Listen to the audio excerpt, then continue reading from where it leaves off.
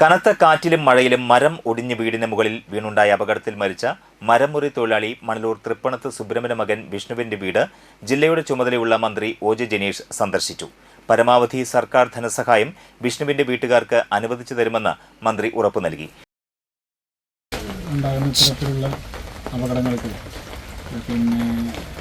ജില്ലാ ഭരണകൂടത്തിൻ്റെ പ്രൊപ്പോസലിൻ്റെ ഭാഗമായിട്ട് 4 ലക്ഷം രൂപ ഇവർക്ക് അനുവദിക്കാൻ വേണ്ടുന്ന സാധ്യതയുണ്ട്. അപ്പോൾ അതിന് കളക്ടറായിട്ട് സംസാരിച്ച് കളക്ടറിന് അതിൻ്റെ പ്രൊപ്പോസൽ അങ്ങോട്ട് അയക്കുകയും അത് സ്ഥിരമാക്കി കൊടുക്കാൻ വേണ്ടുന്ന ഒരു സമയമുണ്ടാവും.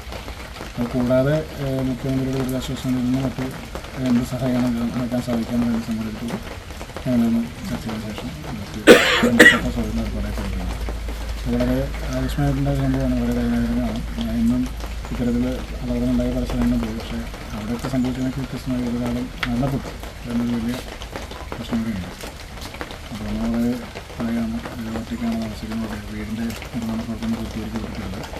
അതുമായി ബന്ധപ്പെട്ടും നമ്മൾ പ്രാദേശികമായി നമുക്ക് സംഘടിപ്പിക്കാവുന്ന സഹായമൊക്കെ സംഘടിപ്പിച്ചിട്ടുണ്ട്.